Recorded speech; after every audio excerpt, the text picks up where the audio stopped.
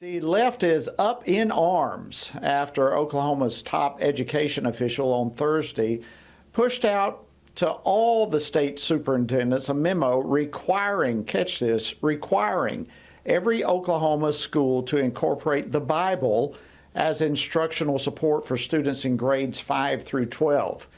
It's amazing. Well, clearly those on the left are also in need of a history lesson because it's obvious that they don't understand the importance and value of having basic knowledge of the most important and most significant book in history, and one that certainly has been a cornerstone of Western civilization.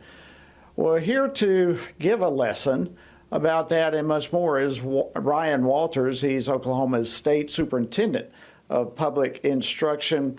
Superintendent Walters, welcome back to Washington Watch. Always great to have you. Thank you for having me on. And I've been saying, look, the left can be offended, they can be upset, but they can't rewrite our history. We're very excited to be the first state in the country to put the Bible back in every classroom. Our kids are going to know the impact of the Bible in American history. That's amazing. And, you know, it's so basic. It's something that was in our classrooms for, seems like forever until I don't know, 50, 60 years ago, we started seeing all that change. But it's not just the issue that students are better off having a basic knowledge of the Bible. That is true. But as you're alluding to even here, without it, there's a significant hole in their education. Isn't that basically part of the whole issue here? Yeah, I think it's academic malpractice not to have the Bible as a source document that's being used heavily in your schools. And I'm going to take you back just a few examples of that. How do you explain to students why Thomas Jefferson felt the need to say our rights are endowed by us by our Creator? Well, where did that come from? Well, why did the Puritans, why did the Pilgrims come to America in the first place? How do you explain these things without talking about the Bible? How do you explain to folks why Abraham Lincoln would cite tremendous amounts of scripture in every speech he gave? How do you explain why Martin Luther King Jr. continued to tie concepts from the Bible to every single aspect of the civil rights movement without talking about the Bible?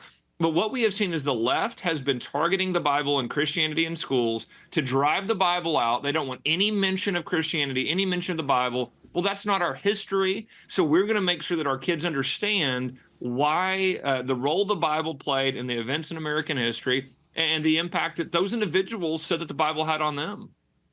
Yeah, that's an excellent point. And I mean, there's no question the Bible is by far the most quoted book of any among our founders. And look, everybody gets it. The Bible's a religious text, if you want to call it that. Okay, but the left also fails to see what you're saying is that it's also historical in so many ways.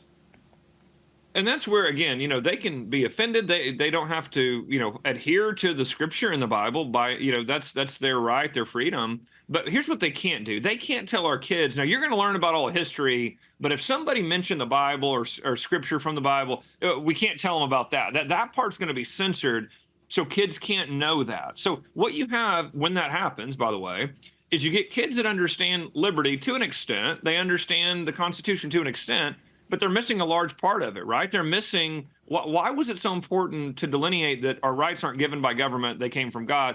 Why did the founders believe it was so important that you can read Franklin, Jefferson, Washington, all have all these quotations around, you have individual liberty, but then you also have your faith, morality that are essential to help guide the individual behaviors of individuals who have this liberty. Well, if you don't talk about that, you're really not explaining why the founders said America was exceptional. You're really not explaining how they thought liberty was supposed to work in American society. And frankly, to your point, until the 1960s, if you walked into a schoolhouse, you were going to see the Bible. You were going to hear teaching from the Bible. You were going to hear a lot of literary references to the Bible as well. It's the #1 best-selling book in American history. If that doesn't qualify for a piece of literature that should be in the classroom, I don't know what book would qualify. Yeah, I mean, this is so exciting to see what you're doing, and I hope there are other state school superintendents who are watching this are going to be able to see your comments here, because this not only is a great move, but it is common sense. It is the foundation upon which our legal system in our country was comprised of. And it's interesting, too, that this is coming right on the heels as Louisiana made it law that the Ten Commandments need to go up in every classroom in the state. And to go to your point with the morality issue, isn't it? I mean, isn't it just kids are better off to be reminded not to steal, not to murder, to honor their parents? I mean, all these things are part of it. It all wraps together to make perfect sense and to provide a much more well-grounded education for our kids. First of all, these radical leftists that are attacking our move to put the Bible back in school are the same people that we've been fighting here in our state and across the country who want to put gender, queer, and flamer in every classroom. So they want to put pornography in there to push your kids to be transgender, but then they claim there's no academic value to the Bible. Think about the absurdity of that position. But yet, you know what happens? Our society, our founders, so many folks in our history believe you had to talk about the faith and morality aspect of society in conjunction with a government protecting your God-given right. So when you take one of those out of the equation and you will not allow a mentioning of faith, of morality in school, well, that's a society the framers were very concerned about. And so these are the type of lessons our kids should know, our kids should understand. And again, it is academic malpractice to do that. And you mentioned Louisiana. I just want to say this. President Trump has really laid the groundwork for this to happen. He came out and supported the 10 Commandments in Louisiana. He's come out and supported us as a state. He tweeted about us a couple of weeks ago and our efforts. So President Trump putting Supreme Court justices who actually read the Constitution, not what some left-wing professor said about the Constitution, gives us tremendous strength moving forward. For if this gets a challenge, we know that President Trump has got great justices on the court. Ryan Walters, thank you so much. Great job there in Oklahoma. Thank you for joining us on Washington Watch.